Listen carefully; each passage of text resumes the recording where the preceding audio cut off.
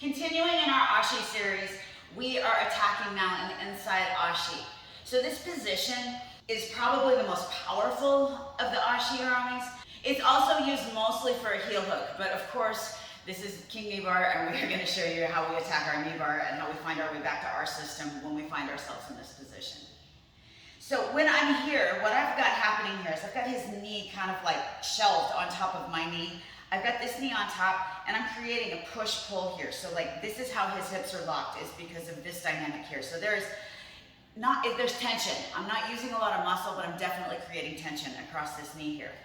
Now my body, I've got both of my sit bones on the mat, and my hips are perpendicular to his. The more space that I have in this direction, the easier it is for this knee to come out and him to defend and start to maybe counterattack or just escape. So I want to be have my hips as close to him as I can. So when I'm here, the first thing that I want to do is I actually want him to be concerned about this heel exposure. He probably already is, but he's like, I'm rolling with Katie or Bendy. I don't need to worry about a heel hook. So what I want to do is I want to grab his heel and I want to push his toes down.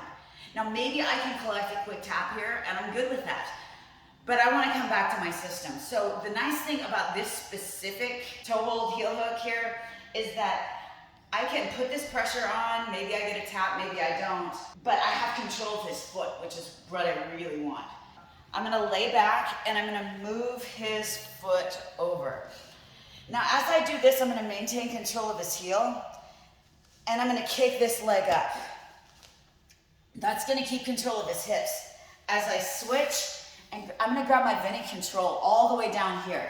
So now what I wanna do is I'm gonna move my hips again, and I'm gonna shoot my weight back over this direction. So I'm gonna scoot this foot back, I'm gonna lean my weight forward, and I'm gonna come up into my Drysdale position here with my Bendy control still.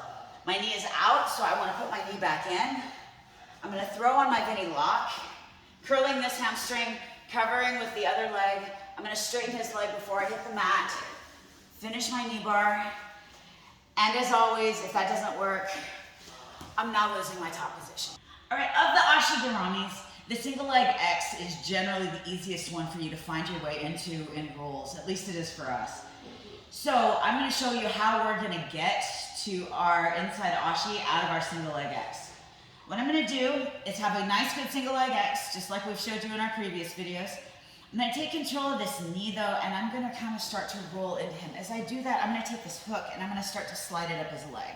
So what that's gonna do is it's gonna create enough space for me to slide my foot in and start to create this pressure. I wanna triangle my legs, but again, you can kind of see how I don't have this pressure real well yet.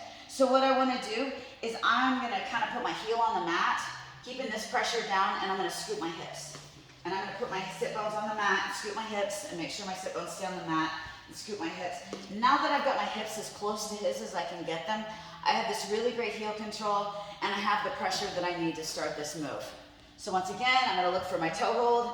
If I don't get it, I'm gonna scoot this over, kick this leg up, slide into my Drysdale, put my Bendy lock on, straighten the leg, finish the Kneebar, and get back on top.